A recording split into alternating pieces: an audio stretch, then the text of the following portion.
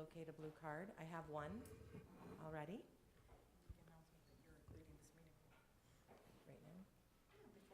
Okay, and also, I'm board member Anna Marie Knorr, and President Cotray has asked me to proceed over the meeting tonight because she wants somebody else to fill her pain. So, with that. I'm grooming you. It's all the mentoring process, remember? With that, I'd like to call this meeting to order. It is 6:32 p.m. Lisa, will you please take the roll call? Patty Cotray. Present. Anna Marie Knorr. Present. Tori Anderson. Present. Gary Miller. Present. Present. Great, thank you. And we will now proceed with the Pledge of Allegiance. Mr. Judd, will you please lead us? Pledge allegiance to the flag of the United States of America and to the republic for which it stands, one nation, under God, indivisible, with liberty and justice for all.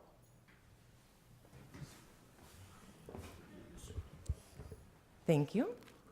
We're now on item D, adoption of the agenda. Are there any changes that anyone would like?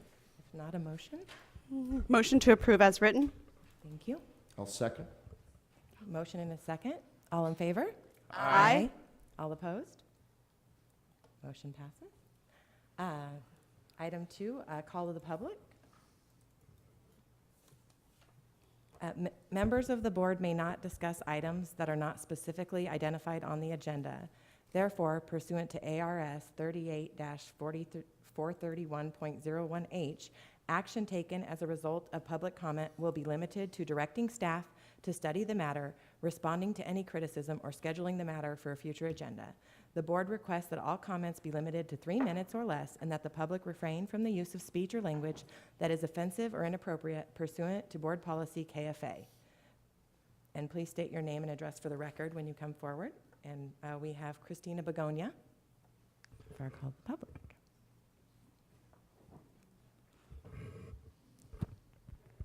Yeah, go ahead up there. And then it's better if you hold the mic. They can hear you better on the TV. Close, yes.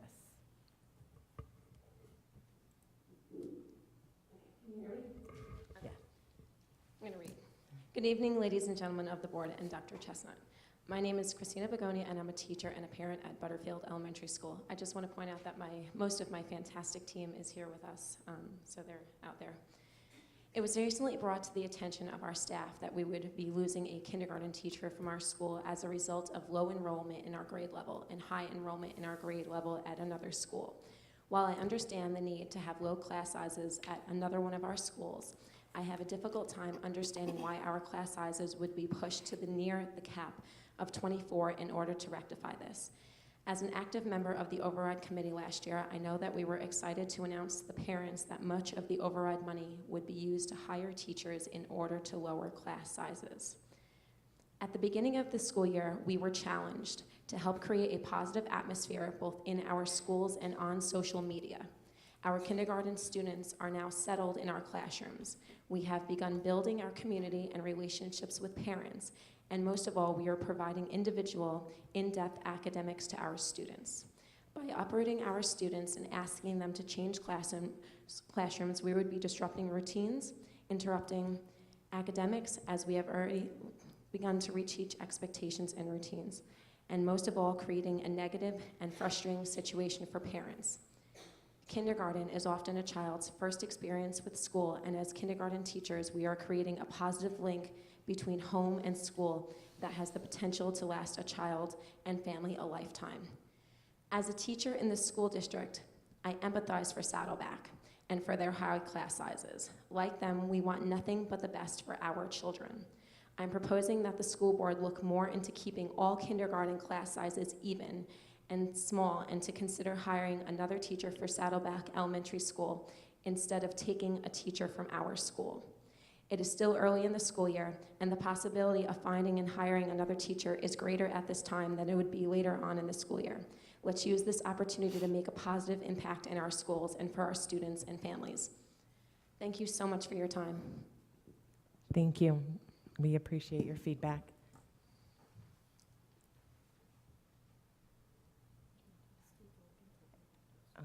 And Steve, will you follow up with us and Ms. Begonia on those concerns? Thank you.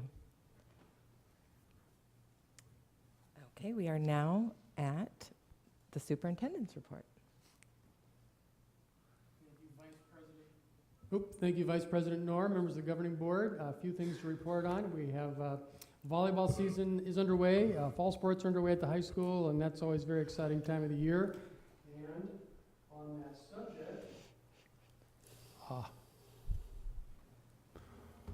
on that subject, I'll come back to that subject in a moment. As of Friday, this is what enrollment looked like in MUSD. You can see the actual numbers on the left-hand column there for each school. Our total enrollment as of last Friday's head count was 6,660. You can see in the bottom right-hand corner that our projected enrollment was 6,772. So we're 112 students below projection. Typically, our enrollment continues to grow during the fall. Last year it peaked on October 1st. I would anticipate something similar to that happening this year. And then it tends to start dropping off after that, but it'll be interesting to see where we end up. You can see at the elementary level, some schools are up a little bit, some are down a little. We're down 40 students overall in K-6, and that includes the preschool. So I should say preschool through grade 5. I got to get used to that. We have grade 5 at the elementaries. Elementary's a little smaller this year because of that.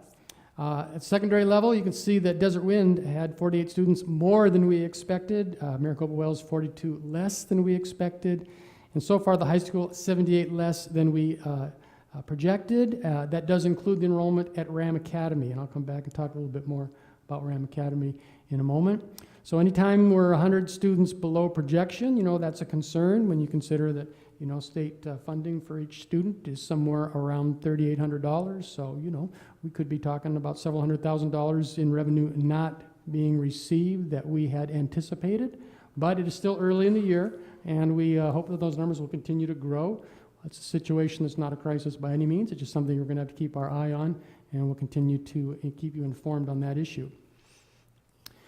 Now, back to fall sports. Rams won their first regular season football game last Friday, 45-13, so congratulations to the Rams. I congratulated Coach McDonald on that win, and like any good head coach, he said, the boys really prepared well, played hard, and they deserved to win. And he didn't take any of the credit, but I know a lot of credit goes to him and the coaching staff, and we're proud of the Rams. Please remember that tomorrow between 9 and 10, we will be on Sonoran Living. We had a really excellent film session last Thursday, the 17th, and the film crew interviewed Mayor Price on the football field. Our goal was to highlight the fine arts programs at Maricopa High School, so we had the band out there at noon, 105-degree heat in full uniform, but they brought a lot of water, and they performed in the background, did some marching, and there was a lot of good footage taken of that. And then we went into the Performing Arts Center, and they interviewed me, and then took some great film of the drama classes, preparing. It was actually the Drama 3 class, I believe, preparing for the upcoming play. And we also they're just beginning to put the sets out there, starting to construct them, so Kevin Paquette's students were out there. And then they wanted to shoot a bunch of miscellaneous stuff. So they shot pictures in the library of students studying in there. We went into one social studies classroom. They got some pictures of the courtyard with students changing classes. So it'll be fun to see how that comes out, and usually very positive. We'll get a link sent to us, and we'll send that out as soon as that's available. August 31st, we have our Maricopa Education Association first quarterly meeting, and those are already scheduled for the year once a quarter. Last year, Mr. Beckett and I met with leadership from the Maricopa Education Association. This year, we're going to do it a little bit differently. We're going to have the entire cabinet group meet with them. So those are always good discussions, and that one is coming up fairly soon. And believe it or not, homecoming week is just around the corner, September 11th through the 15th. And it's a big event. The committee is already fired up. Renita Myers, our principal at Maricopa High School, is leading that committee process, so are heavily involved. And plans are a little sketchy right now, so I don't have a lot of detail other than They are planning on having Ramfest at Copper Sky on Thursday the 14th, and I'm not certain if it includes a bonfire. You think it does? Okay. I think it does. As of right now, it does. I know that's always a highlight. And I believe that student leadership is at City Council sometime in the near future to get permission to have that event on the 14th. And I believe the plan is, are you on this committee, Patty? Not on the committee, in the know. but You're in the not know. committee. Well, I should have known that. But anyway, I think the tentative plan is to have a parade like last year on the 15th, and not exactly sure where that's going to be. Do you know where that's going to be? I don't. Anyway, when we get more They're going to have the alumni game on the 14th. Well, we'll get more details. We'll get those out to you, but it's a big week. A lot of planning goes into that. It's a highlight of the fall. Students really get into it. It's a good school spirit thing, and it's a good thing for the community, too. So we're looking forward to that. Ram Academy progress. This picture was taken early this morning. Please note that the skirting is going on. The framing is done around the base, and once that skirting goes on, it looks more like a permanent building and less like a portable building. You can see there's actually trenches being dug. There's actually a person over there digging the trenches for the utilities and all the stuff that we need. So we're making progress. Hope to be in there in a couple weeks, and it's coming along. 98 students currently attending. There are 120 students on the list. Now that includes the kids that haven't been showing up thus far are predominantly our fifth-year seniors, and sometimes our fifth-year seniors come up with a different plan. Every single one of those kids on the original list, which was 120 starting the school year, have been called and contacted, invited back in, and all that kind of stuff. And then we have a different format over there. You know, not only do we go through 4 days a week, Fridays are not necessarily required. It depends on how you're doing as a student, what your progress is. Anyway, it's a 4-day-a-week schedule, which is unique from 2 to 8 in the evening, except on Wednesdays when it's 10 to 6 because we have early release and we have to adjust the bus schedule accordingly. So it's a unique schedule, but it's also a 9-week schedule, so you can finish a semester's worth of credit in 9 weeks because the periods are almost 2 hours long. So it's a unique format. That means kids can come in and out a little bit. So some kid might finish up the credits he or she needs in this first quarter to graduate, hopefully, and that will leave some space. So then a kid that's maybe struggling in the regular program could move in and then start getting caught up. So we think it's going to be a good system. I think next year we won't have this fluctuation. I think we'll be able to start, more with like 120 because we'll be, kids will be used to this system. But anyway, it's going well, very exciting. We had a good meeting this week with Steve Ibarra, and we're making progress, and it's exciting to see this program get off the ground. The teachers in that program are doing good work, and it's pretty cool to see this going. Also wanted to let you know that we're having discussions with for Maricopa Food Bank, and Mr. Roush and I are working with them on the possibility of letting them locate temporarily at Santa Cruz in 2 classrooms. We have not made a final decision on this. If we do it, we're going to have to do some electrical work that for Maricopa would have to pay for. We would work within the facility policy to come up with a plan to let them use that, and then we would be reimbursed for necessary expenses according to the policy. We still have a ways to go to get down the road, get this all figured out, but I think this very well could happen, and I know they are looking for a temporary home because their new home won't be ready for about 6 months. So we think we can do it without interfering with school operations, and they're fine with that. They don't need to distribute during school hours, and they could do that outside of school hours, and they don't need to distribute every day. So there's a whole lot of parameters, but we think we can work through those, and we're having good discussions, and we'll keep you informed on that. So, Dr. Chestnut, can we just get more information on that because I'm not sold on the idea? That's fine, yeah. Okay. Be glad to give you more information. And that's all I have. Great. Thank you, Dr. Chestnut. We are now at governing board member reports, and we'll start with Mrs. Anderson.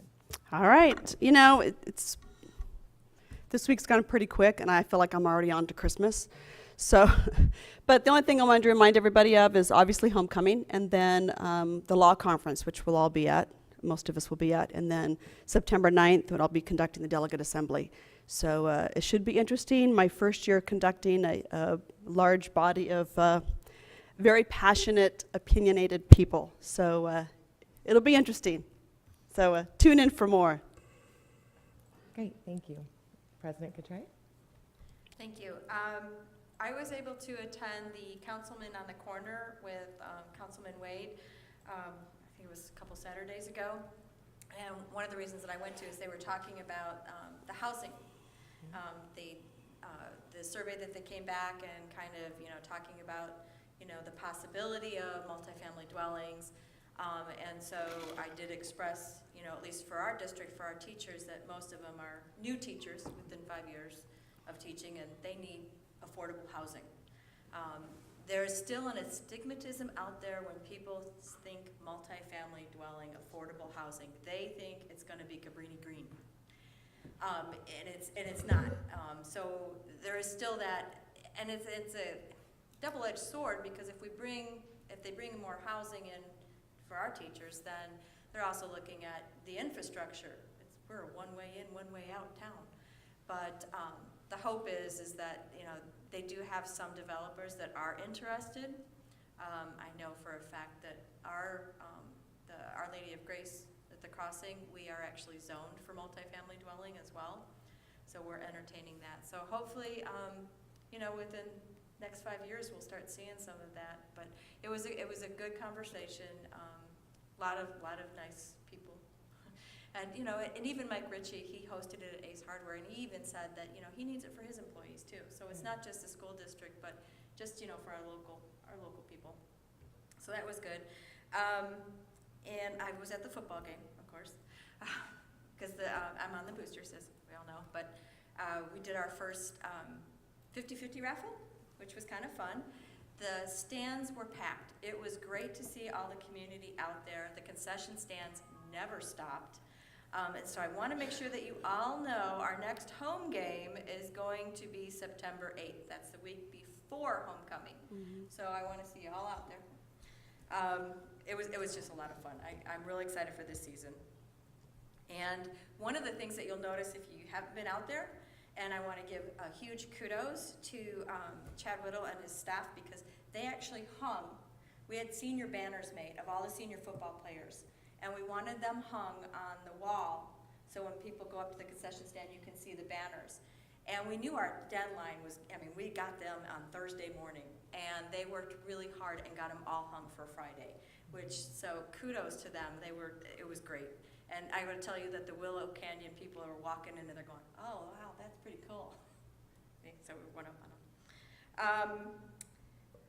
I have been receiving some emails, and I really want to thank everybody who sends me emails regarding some issues. And of course, we're still dealing with some transportation issues. And I really do appreciate the contact and the suggestions.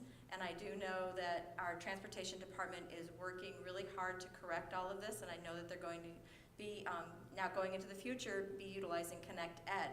So I want to stress with parents, please make sure that every school, if you have multiple children in multiple schools, make sure each school knows your correct email address and your correct phone number so that you can get these Connect Ed messages, because it's really important for the communication piece so that you understand what's going on, because without that correct information, then you're gonna end up lost in the loop.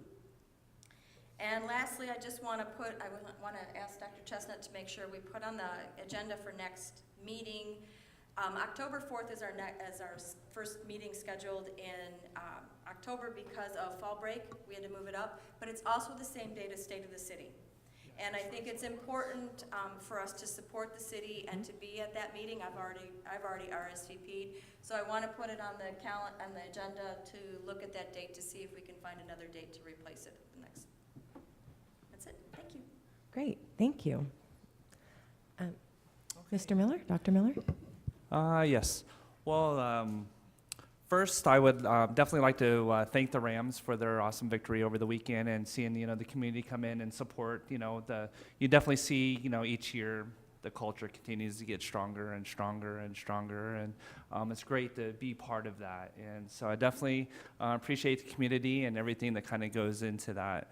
Also, I was wanting to thank Dr. Chestnut and Mayor Price for the Sonoran Living, and being on the football field, and being that you were a previous quarterback, I can only imagine. I was hoping that there'll be a scene of you throwing past Mayor Price. I think that would have been awesome. All the bands playing. No chance. No chance. But you can do it, though. I know you're an awesome quarterback back then. So also I wanted to thank Tina and Tom Dugan for their generous donation to Maricopa Wells Middle School, to our softball dugout and baseball dugouts. And I know we definitely as a district really appreciate those donations, and it really makes a big difference with our schools. So that was definitely a thank you to them. Also, I did participate in the ASBA webinar, and there's a lot of information. So I know you may have got the PowerPoint. So there's a lot of really good information on that. So I don't want to really go into details. So but I thought that was good information. And I think that's all I have to share. So I appreciate it. I know we plan on doing some more facility tours over the school year. So I hope you can join us, and we'll continue to be present in our schools. So thank you. Great, thank you, And Dr. thank you for leading us tonight. So it's a different perspective when you have the gavel, huh? It is very different. Thank you. Mr. Judd? Yeah, I'd like to just second Dr. Miller's congratulations to the football team. That's a nice opener right there. Yeah, That's a good looking school Yeah. to see, to open up the year, so congratulations to them. I would also like to second his thanks for the Dugans and their contribution. It's incredibly generous and always appreciated. What I wanted to mention, nothing from the past 2 weeks, but as Ms. Anderson had mentioned, the law conference coming up on the 7th, September 7th and 8th, and then also attending the delegate assembly on September 9th. So that would be a pretty busy weekend for board activity. But that's all I have. Great, thank you. Well, I only have one thing. I had the opportunity to tour after-school program that they just started at Pima Butte, After School Athletes, and it's not run by the school, but it's a program that's being offered there for the children at Pima Butte K-5 who parents want them to be active after school when they need that daycare, those hours from 3:30 to 5 or 3:30 to 5:30. And it's a really great program. I think they're just getting off their feet. They definitely need more enrollment if anyone's interested, but I was really impressed by it, and I'm really thankful to Dr. Chestnut and the district for working with them to get that program at Pima Butte, because I love when we have lots of offerings for our students and our parents to participate in, whether it's within the school or outside of school hours. So thank you for that. Have you been over there? It's a great program. Is it just for Pima Butte students or any, so, because we're No, not running it, so. It's not just Pima Butte, and I'm not sure if they're providing transportation yet, but definitely you get in touch with that program. Like I said, it's After School Athletes, and I think it's a great opportunity for kids, instead of going home and playing video games or whatever they do between those hours, to become active. Elementary age. Elementary age, yes. And that is all I have. So we are on to item 5A, GCQC. This is the policy we've been discussing about the resignation of professional staff members, and I think Dr. Chestnut had some things to discuss based on our last meeting.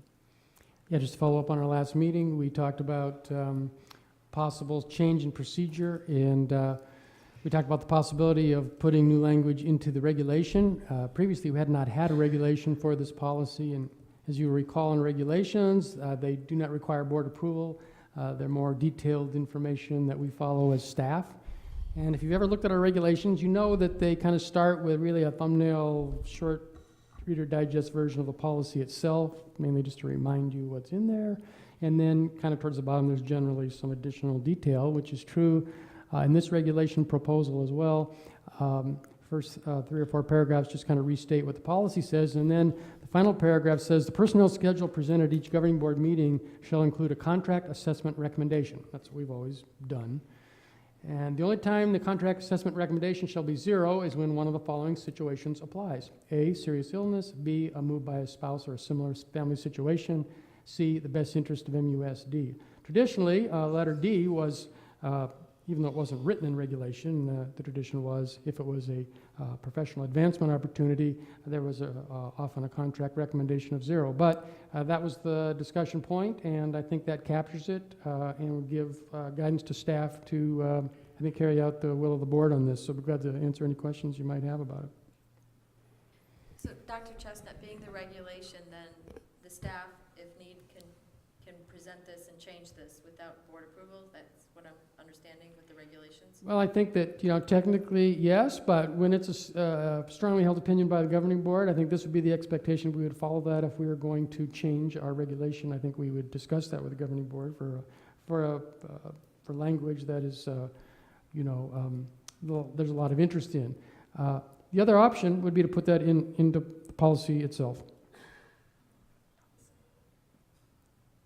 So it's currently not in policy? That last paragraph is not in policy, no. Okay. Everything else is up to that point. Right. But that bottom paragraph, so it's easily changed if they need to change it Okay. without having to go through a first reading, a second reading. Then he can just bring it back to the board if he wants to, which they usually do with regulations. So go ahead. No, go ahead. Ladies first. Go ahead. Thank you. You're welcome. Do we have policy that says that you have to notify us when you change a regulation? No. Mm-mm. We should look into that. We should be notified If a regulation's changed. just notified. That's kind of like a protocol thing, because they kind of do it. I mean, it's almost like almost a procedural thing. Well, I think it's a valid point, and I think that if the board feels strongly about that paragraph, then you might be more comfortable in having it in policy, and it's absolutely fine with us. Either way is going to work. I have a couple questions. So I just want to make sure, and I don't see the wording in here, I see the best interest of MUSD, but my concern is that we're still picking and choosing who gets assessed fees. And the impression in people who have contacted me is that there is nepotism going on, and that's not the case. However, it is the impression, because some people get assessed and some people don't. So I would like more clarification on if you decide. First of all, I think the last paragraph should be in policy. That's my opinion. I also think that, like on B, it says a move by a spouse or a similar family situation should have a mileage in there. Is it, within what the government regulation is or something? I'd like to see a mileage or an area in there. And then, best interest of MUSD. It's open-ended for a reason, I'm sure, but I would just like to see a little more concrete. I'd be glad to bring back language recommendations. We will always have to make judgments on this, however. Right.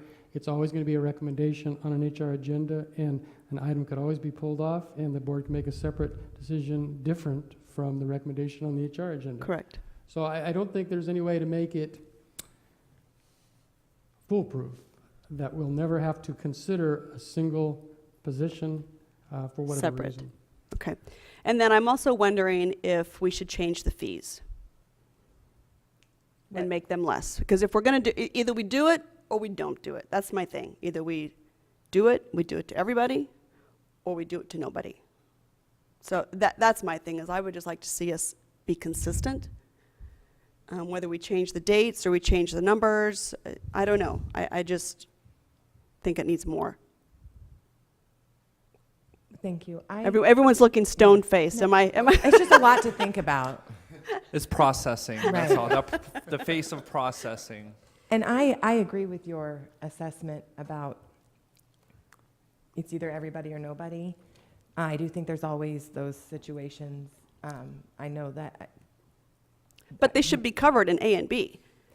Being in HR, though, sometimes you really want somebody to go somewhere else. And if they come to you and say, I'm thinking about resigning, and you want them to, you don't want to have to say, But I've got to charge you will have to, But I mean, obviously, that call is always up to us. So Mr. Beckett has to tell them, well, you could be in any situation.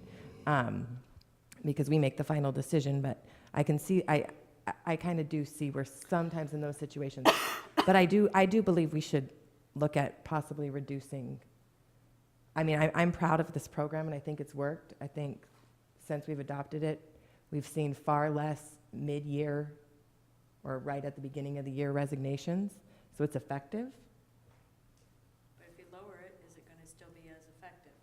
I mean, I know before it was really high. We had it really high at one point. It's like 5,000. Yeah, we had it really high at 5,000, and we dropped it so that it would still be effective, but not punitive. I mean, really punitive like it was before.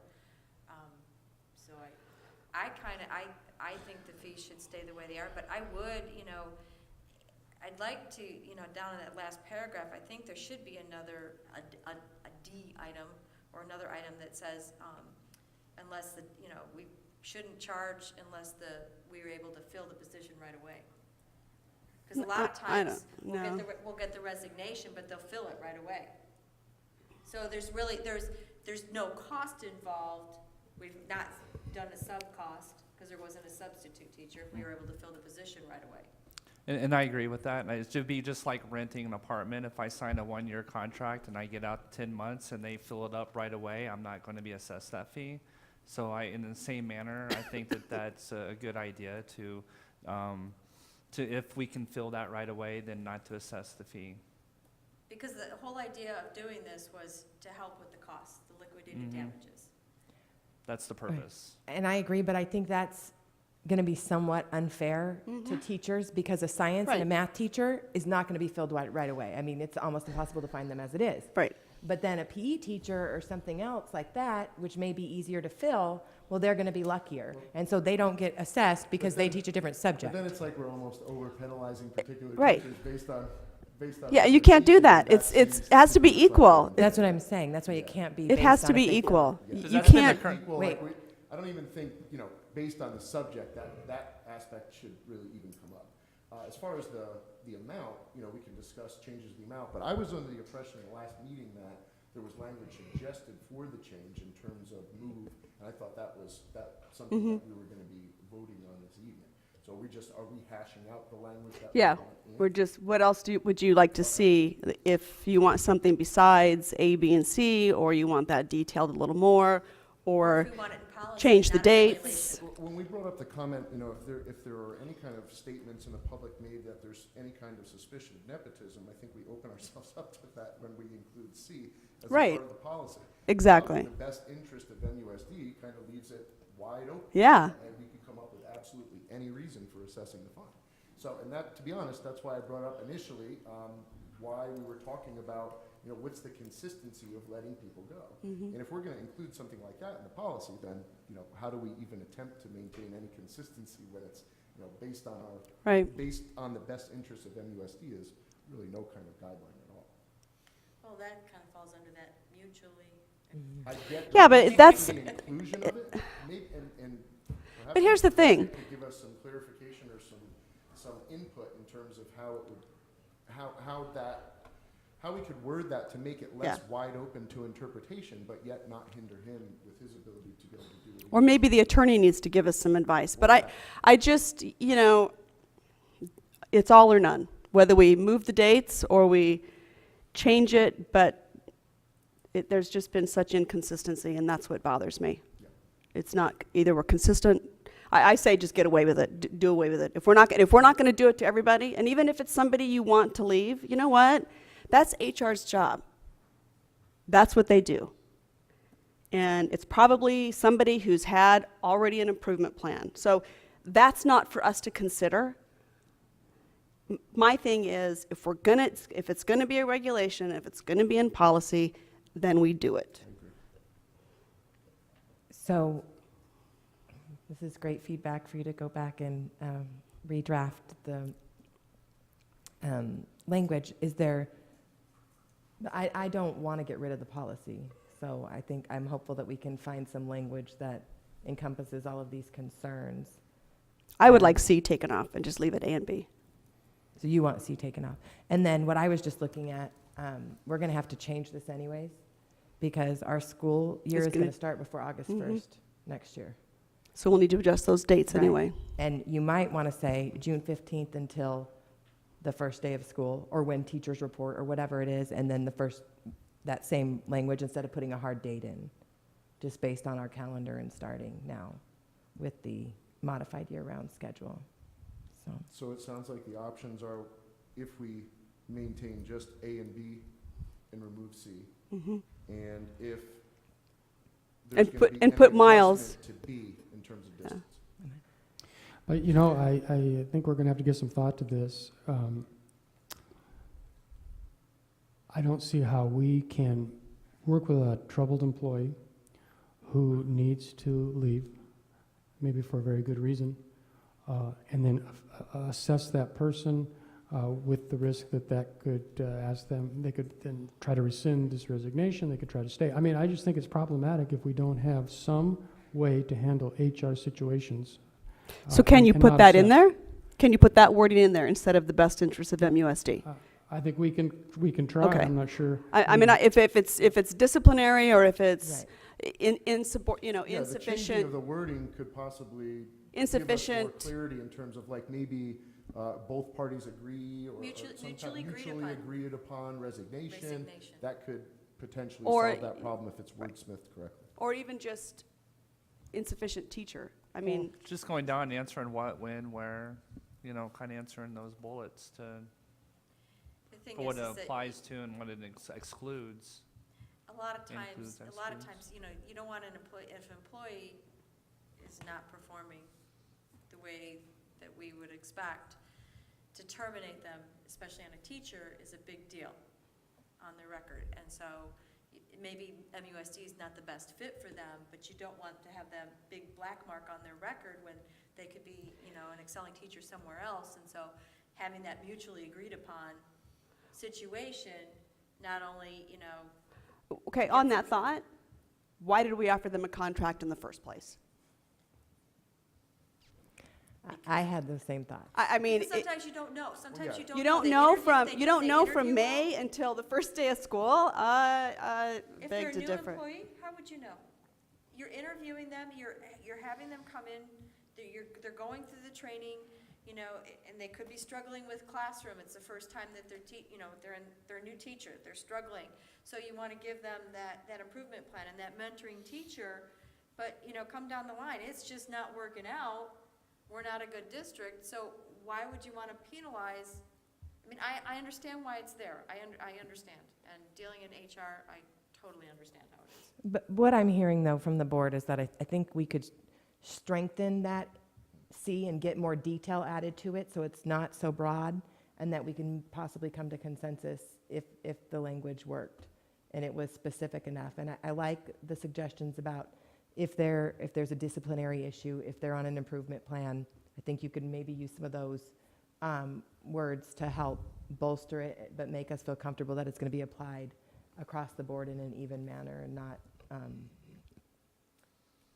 not given to the thought that we're somehow doing it for some and not others. So what you're just saying is basically just list the inclusions and then the exclusions. Right. So then it would Yeah. kind of cover the whole thing. So one thing that kind of really sticks out to me is when I look at this, when it talks about a serious illness, does that include employee or does that include It should be, family of an employee? I mean, does that need to be sometimes it's a clarified? caretaker Because situation. when I just said serious illness, I just think of the employee. I mean, I assumed it was family. and I just, But- yeah, and I thought it was just employee. Being that the contract is with the employee, that would, now if it included the family, then, Well, if they're a then that would be caretaker, different. if they're a caretaker situation, then Right. But maybe we should but it doesn't expand say, that. it just Right. says, Right. yeah, it just says serious illness. So it sounds like A, B, and C can potentially be wordsmithed here. Yes. And second, I don't know if, Dr. Chestnut, about the professional advancement, did you comment on that, about that was something that we wanted to include or exclude? I think that's what precipitated the whole discussion. Right, We asked right, last time to exclude right. it. So the consensus is to exclude that? That's what I hear the board saying, yes. Okay. Mr. Roush, did you want to add something? Or Steve? He's trying to turn on the air. Being that- Oh, I mean, we didn't vote on it, so.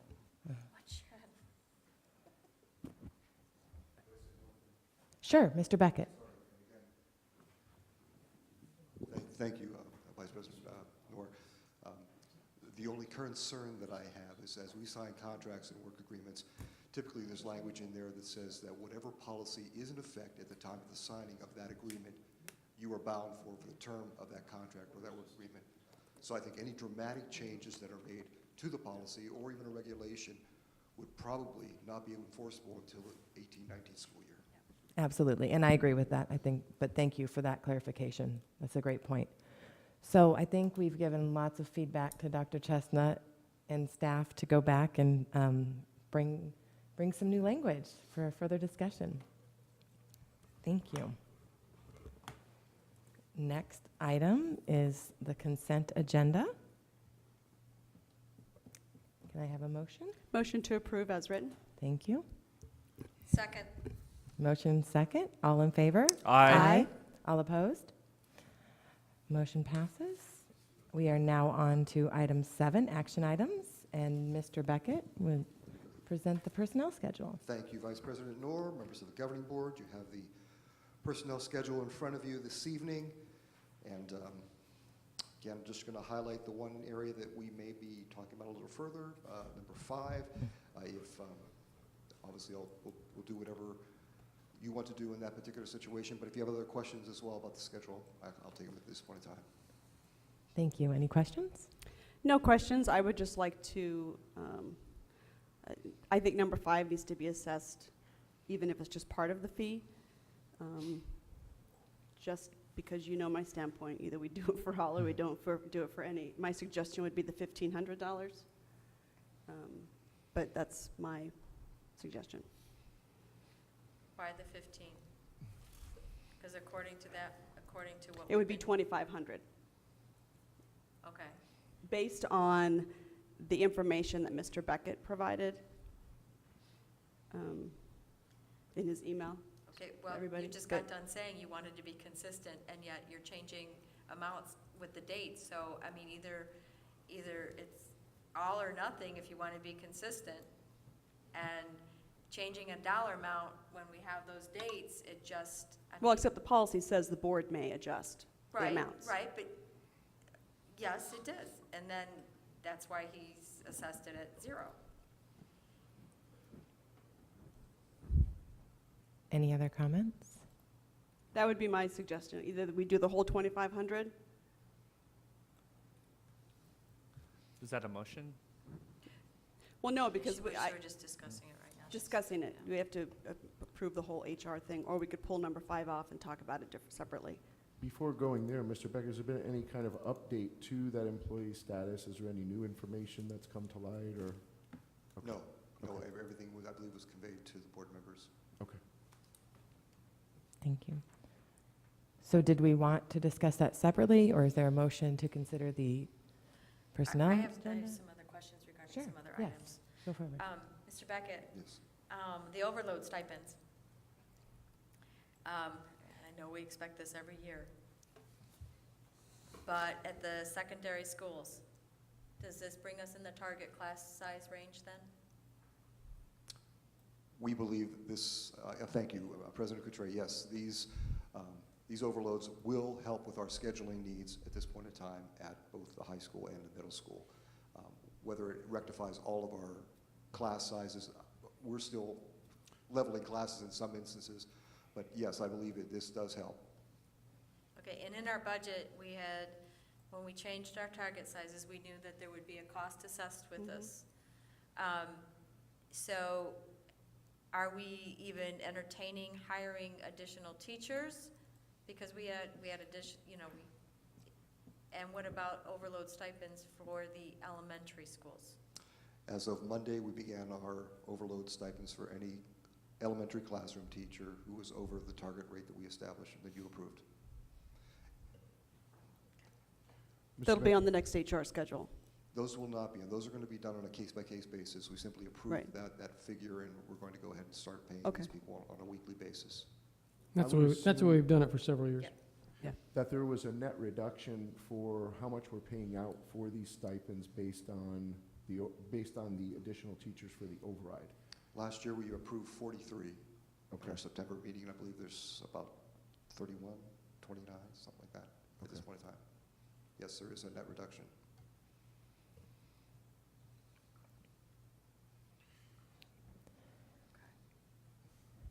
Do I have any motions? So nobody has anything else to say about number 5. Do you want me to pull it off? I think we probably should, because I'm in agreement with the recommendation from staff on that one.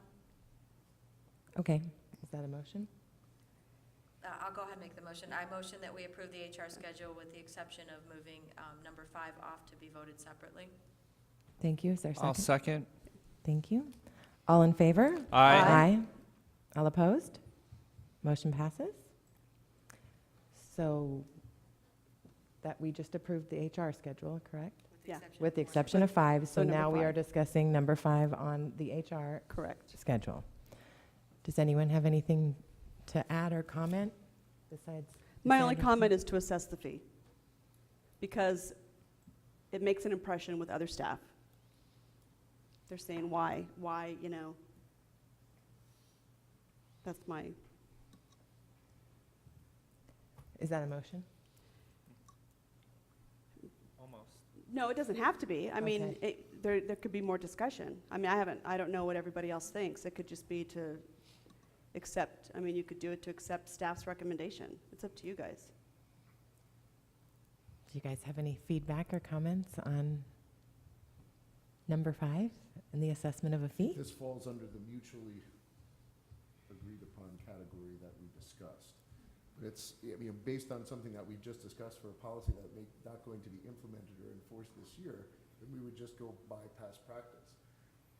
So in that case, with this scenario, what was past practice? A mid-year mutually agreed upon. Yes, in the past. In the past practice, we would not have assessed in this situation.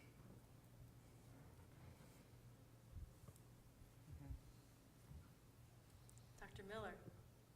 I just agree, yeah, I just agree that we should continue with past practice until we really put this in black and white, possibly policy. So, I mean, that's just kind of where I am. So I'd like to just be consistent with that. Well, we do already have a policy in place. Well, right, but That policy's in place But without that. regardless of what we come to a decision on, that's not going to be implemented until next school year. Correct. right. Regardless. And so this certain situation falls under C of the current policy, because C is in the current policy, right? There's language in there that says. Like that, yeah. Similar, So- too. So something that's been done. Well, and we've had similar situations. That's why we're reviewing this policy. So with No other- that, is there any further comment or any motions? I move that we approve number 5 as staff recommendation, approve the resignation without a fee. I'll second. I have a motion and a second. All in favor? Aye. All opposed? Opposed? Thank you. Motion passes. Thank you. Okay, we are on to item B, discussion and possible approval of the intergovernmental agreement and addendum between Pinell County Community College and the Maricopa Unified School District. Dr. Chestnut? This is an annual IGA that we need approved so that we can offer our dual enrollment courses at Maricopa High School. We have 2 English and 2 math again this year, and very pleased to have those. Hope to have a 5th class next year. That's on the list, but 4 this year. Great, thank you. I'm glad that we're considering this in the regular meeting because it highlights the offerings that we're affording to our students at the high school, and the dual enrollment program is great, and I'm glad that we've continued with that, so thank you. Sorry. It's okay. Is anyone have any further comments on the intergovernmental agreement or a motion? I Motion. had to ask, we were, it's why we were making such a ruckus down in this end. We were absolutely dying to know why there is an international stipulation on this agreement. That just jumped out at me as nothing I've ever seen in our documentation. And I did some before. Google searches. I really didn't find too Yeah, I much didn't on see that anything either. So related or I don't. why that I was just- a part of this agreement. It's a legal thing. Yeah, I mean, But what, why? And why is that binding? Like because it's binding.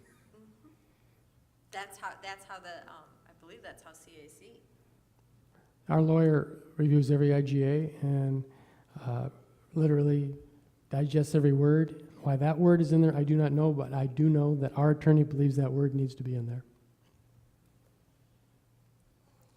Because there has to be some history with Yes. something that's going on. There's That a you're like, reason. we're like history buffs. yes. We want to know. And I just, it's killing me. Not that we because disagree we're with being it, but held to it's right, like- not arbitrarily just Yeah, immediately it's disagree with like- it, but it's this bizarre thing. Why would there be some kind of international stipulation? You're to talking- agreement that we're making with Pinal County. You're talking about number 21, right? Right. So, Dr. Chestnut, if you could please ask our lawyer why that's in there so that Yeah, 'cause the our boys are gonna board die members here. can. I would be happy to. Sorry. We have to. We're we not have to gonna know hold why off. Why that's included. Hopefully, we don't need to hold off on approving it though, right? No, Because these no, kids no, need these no, courses. Great. no. Okay. Good point. Great. Ms. Dorr. Yes. So, is there a motion? Yes, I'll motion to accept as written, GCQC, no, ICB, I'm sorry, IGA addendum CAC And I'll leave it a second. contract. Thank you, Dr. Miller and Mr. Judd. I have a motion and a second. All in favor? Aye. Opposed? Motion passes. We are on to C, discussion and possible approval of the 2018 political agenda recommended by the Legislative Committee to be submitted to the Arizona School Board Association. And since our esteemed board member, Mrs. Anderson, oversees that, I'll let her take over for this discussion. Well, all we need to do is direct Josh on how we want him to vote on these items. And the way it's done at the meeting is we vote on each item separately, and then we vote as a body at each section. So unless there was something you wanted to change, it would be my recommendation that we have him vote yes on all of these.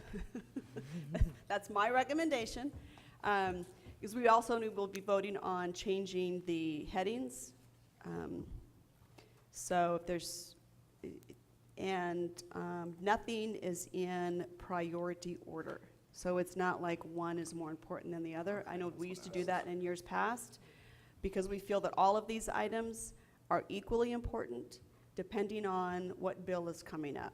So these all need to be worked on simultaneously. There's so many moving pieces to the whole legislative process, as Mrs. Knorr knows, that all of it needs to be in there.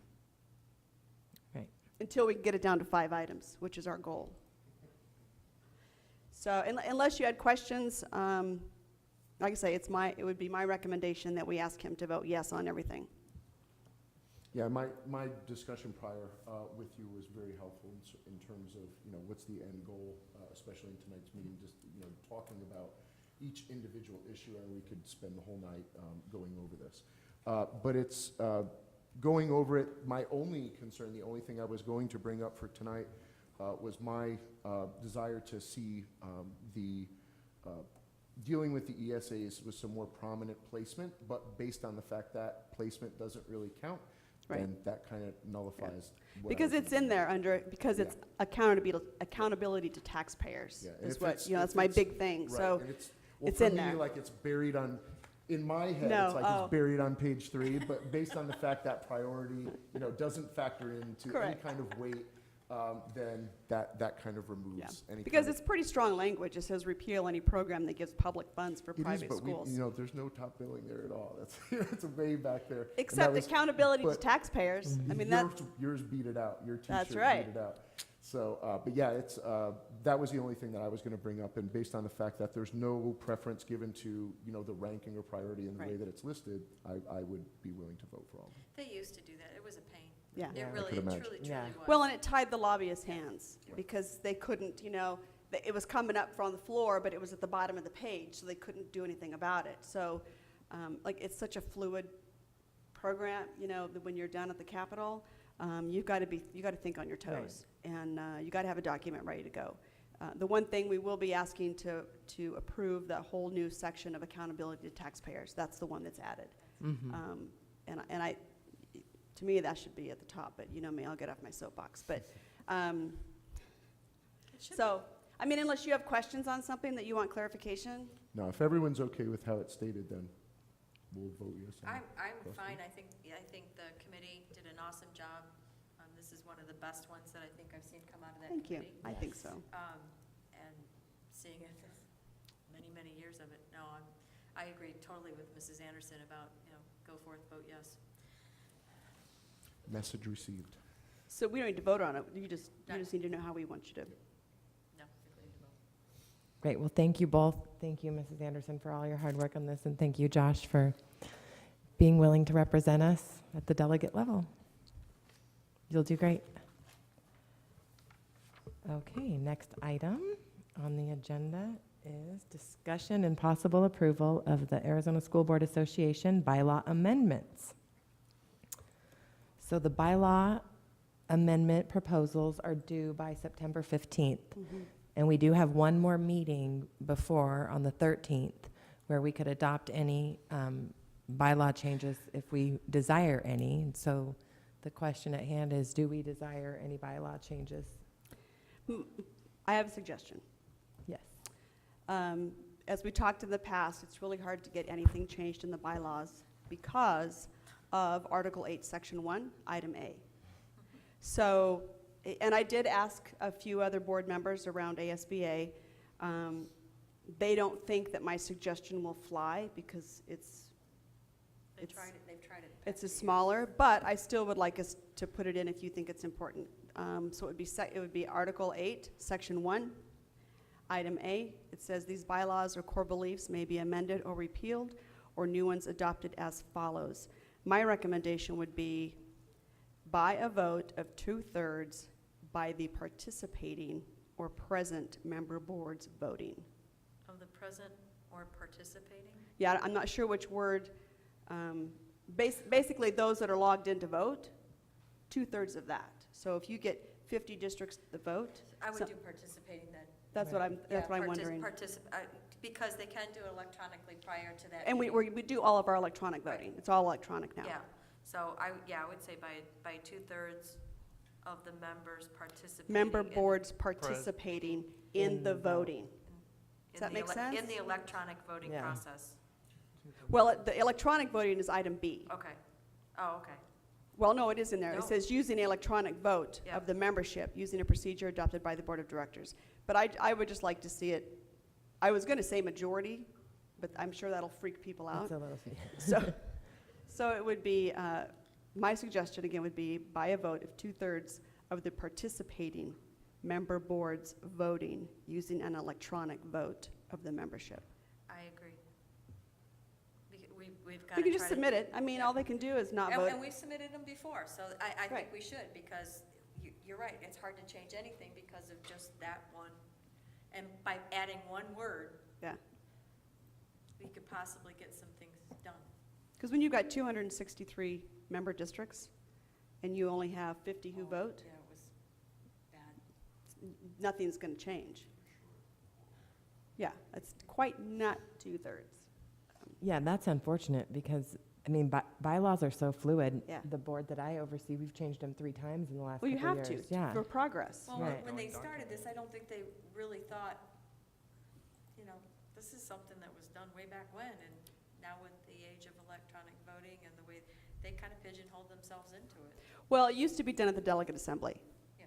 So the delegate assembly, it was all paper, and they would do a bylaw change, and then you would do your legislative agenda. So when we went to electronic voting, that was the difference. So, and it's hard for some districts to do the electronic voting because their Wi-Fi is not consistent. So there's a lot of issues they're still trying to work out, but certainly the secretary can call and give their vote. I mean, there's other ways that districts can participate. But part of it is, though, the board has to be an action item by a board to direct to make that vote. And I think a lot of times those boards don't consider that. Or they don't direct the can't- secretary. Or Yeah. they can't agree on it. Right. So I agree with Mrs. Anderson. I think we should change and submit that bylaw for that article, section Article 8, Section 1A. 1A. 1A. Is that a By adding motion? that word participating. Lisa, you got that? Do we need a motion for that? I don't know if we need a motion. Do we want to bring it back on the next I would agenda? bring it I on the think it next just needs to be agenda prepared for With the next- wording. right. with the Yeah. wording so that we can then vote on it then. Yes. Great. Perfect. Thank you. Thank you. We are on to discussion and possible approval of first reading of updated policy BBBA, board member qualifications. And the next several updated policy suggestions on the agenda are based off of ASBA updates and law changes. And so, Dr. Chestnut, did you want to? Nothing to add to that. Okay. I know that some board members received some calls about us changing this policy, thought maybe there was a concern, and there is not a concern about any of our board members doing anything. Well, this is from ASBA. Right, exactly. Yeah, no, but But people the saw it public on don't the know agenda, that. and they were, I Yeah. got a couple calls going. But I was what- going to, bring an aspect of this up, and I had to preface it with the fact that this does not apply to me. Yep. So, yeah, it's, is there anything, based on the fact that it's ASBA, can we adjust language, or we have to accept? This is language? actually based on the fact of the House bill that passed, and it's because over the years, we've got a lot of contractors like Smart Schools, and you've got outside janitorial, nutritional, so That was one of the things that I was gonna mention, because it's like, if you have someone you're married to, and all of a sudden they become contracted to the school that's, for something, that's it's why, like, that's why that's why the House bill passed, Yeah. and that's why wouldn't the it's person changed. at that point recuse if there's any kind of conflict? We don't have to, it's not, because it wasn't in policy. Now it is, so you wouldn't be able to But even this run. isn't this like based on the qualifications? It's not saying you can recuse yourself, it's like you wouldn't be qualified. at Right, that and point. now it says that, Isn't but that, before. right, but isn't that's what I'm bringing up. I mean, the fact that all of a sudden you can have a sitting board member now no longer fit the qualifications They would based have on the to fact that. resign. It's a state law. It's, Yeah. it's a state law, they would Can't do have, much with that, but I Yeah. just, it seems kind of crazy that all of a sudden, if a school has a third-party contract with someone, now that board member has to resign. It's not going to I just happen as figured I'd much, bring it up. That but they seems did kind of- start working on it last year, like the Yeah. board, I mean, but I haven't heard of any of it happening to any boards. I move to approve the first reading. Thank you. Policy BBBA. Second? I have a motion and a second. All in favor? Aye. All opposed? Motion passes. We are on to F, discussion and possible approval of first reading of updated policy EEAEA, bus driver requirements, training, and responsibilities. Dr. Chestnut? Nothing to add? Okay. Unless there's further discussion, move to approve, Second? or motion to approve. We have a motion and a second. All in favor? Aye. Aye. All opposed? Motion carries. G, discussion and possible approval of first reading of updated policy GCQF, discipline, suspension, and dismissal of professional staff members. Any discussion? Yes, I did have a question on this. Is there a separate policy for administration? Because this references teachers specifically in the language, so I was just curious about that. No, administrators are considered professional staff. There are separate policies concerning support staff, but Okay. Yeah. And I'm not sure if that portion of this in the language it's guiding it towards teachers, but the people are being referenced as teachers and not staff. So I was wondering Yeah, if there I could see be what any you're saying. issues with that. Like if you read down, teachers are mentioned specifically, and it doesn't say staff. Yeah, it says, Mr. Beckett? at the hearing, the teacher may. Thank you, Member Judd. What I'm understanding the policy change to be is that it's only affecting emergency certified staff members. There is no emergency certification for administrators, so this would only be applying to teachers. There's just a short and truncated opportunity for us to dismiss that employee based upon their certification. That makes sense. I appreciate it. Thank you. Okay. I would like to bring up a concern I have, or just something that I would like more information. And I did email Dr. Chestnut my concern or my question. Sure. So the categories of misconduct, which there's A through R, and as I reviewed it, what stuck out is number R. And R says carrying, this is a staff member, that carrying or possessing a weapon on school grounds unless they are peace officers or have obtained specific authorization from the appropriate school administrator. So what first thing came to my mind is if I'm a teacher and I drive onto campus, and if I leave my unloaded gun, firearm in my car, out of sight, does that apply to state law? Or is there other federal or state laws that state that I cannot have one on school grounds? So I did email that to Dr. Chestnut because I'm not an attorney, but reading the I think it's specifically ARS 13-3102 I1, where it specifically states that if you are on school grounds and that if you have a firearm in your vehicle, then it's okay. So is my interpretation.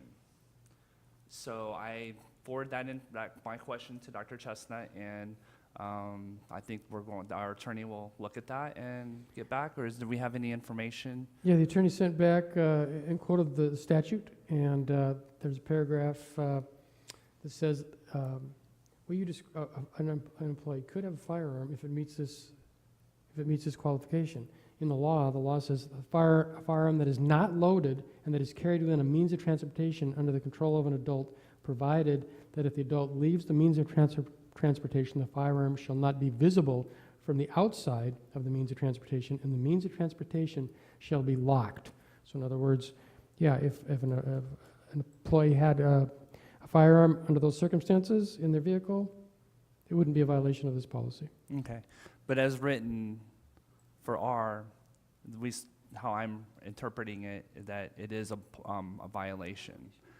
So I would recommend that we update that language if we to reflect, and it is ARS 13-3102 I1 specifically. And I think you could say everything that R says and then say unless they are compliant with ARS, whatever it is.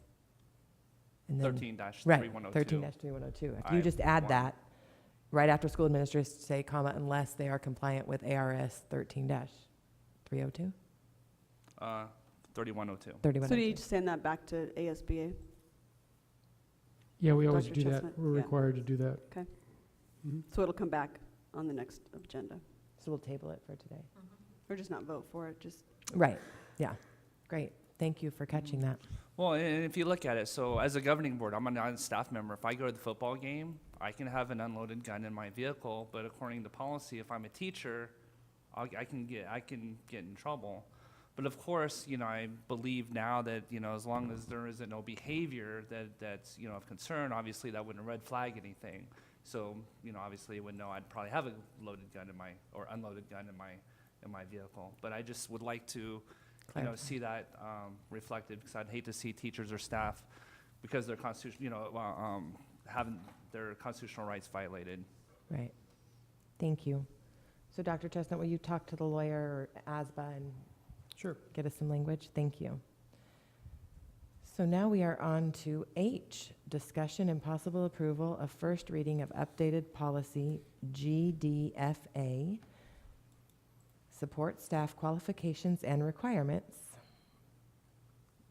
Does anyone have any concerns or questions? I have a question for Dr. Chestnut. Sure.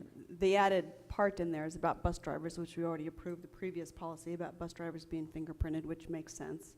So will we, because obviously we'll have to pay for that, right, to have all of our bus drivers fingerprinted? No? The bus driver pays for it? Well, teachers pay for their fingerprint cards too, don't they? Yeah. Yes. And bus drivers pay for theirs. Okay. So this will take effect next year? Okay. Okay. Done, okay. Thank you. Great. I have a question regarding our district policy and I know Dr. Chestnut kind of exchanged in the past, exchanged a little bit on the fingerprint card, so I just wanted to be clear. So looking at page 2 of the document, first paragraph, it kind of goes into a little bit about who pays or how is it paid. So my understanding is that is the employee responsible for their own fingerprint card in terms of going and get the fingerprint? Because before, I understand it was the district facilitated, but now that's the applicant would be responsible for providing that, right? Thank you, and Dr. Miller, appreciate that. DPS has changed their process at this point in time. They've moved away from rolling prints. They actually have an outside vendor called Field Print that actually does electronic fingerprints. There's locations close to the Maricopa here. We wish we had one here in town, but we don't, but there's one in Casa Grande and a number in the lower tier of the valley as well. Okay, great, thank you. Actually, while you're up there, Mr. Beckett, I was going to have a question concerning, is there any kind of impact with us now going to subcontracting the substitutes? Any reason for us to be able to include any kind of additional language in here in terms of a contractor making sure that that's done for the people that they're providing to us? And thank you, Member Judd. That's part of Smart Schools Plus contract with us, is that they will vet all of our employees, their employees, and that fingerprint clearance is part of that vetting process. So yes, they will handle all of that. Thank you. Great question. Any other comments or concerns? Do I have a motion? Motion to approve? I'll second. We have a motion and a second. All in favor? Aye. Aye. Opposed? Motion carries. We are now on to I, discussion and possible approval of first reading of updated policy IJJ, textbook supplementary materials selection and adoption, which we just did. And we'll be doing again soon, hopefully. Any questions or concerns about that? I do. There's a provision in there talking about the board being required to remove approved curriculum from a list. And I was just thinking about efficiency in that matter in terms of if it's a textbook, or we've had materials that have been in the district for 10 years plus, if it's a textbook, that it doesn't require board approval to get rid of that. In terms of it being in policy, it's not something that we should be required to do. I just don't see that as a necessary aspect of what we do. I think the curriculum department could handle that call if it's a textbook. Once we start getting into the area of like literature and classic literature, then I can see that becoming a board issue. But in terms of like textbooks, I don't see that as an issue for us having to make that decision. So Maybe you're, like being our role, like that Right. should be our role Absolutely. to do that. so you're talking about the sentence that says textbooks and supplementary materials will not be deleted without the approval of the board? Correct. That sentence Yes. specifically? I don't see that as a necessary guideline for the board to have to, to control. I think that the curriculum department can make a call on whether a textbook is something we Too no old. longer need. Well, Like I said, it's different once it gets into literature aspect, if the board, but if, we're talking a 10-year-old textbook here, I trust the curriculum department to be able to get rid of that textbook. I think some of it came about where some districts were getting rid of information because of their personal opinion. And so things were disappearing. So I think there's a bigger issue here. That's why I I put in mean- that caveat in terms of the literature, because Yeah. then that could be, because classic literature is never going to get old, and you would never get rid of it because there's opinion expressed within those books. But in terms of a textbook, like a history textbook, a science textbook, those textbooks are, when they're old, and that's not something that I think that the board should be required to make a call on. I think we can trust the curriculum department to be able to handle those matters. Well, We can trust our curriculum department, but, That's- right. This time. but Mr. Roush wants to chime in. Mr. Ash?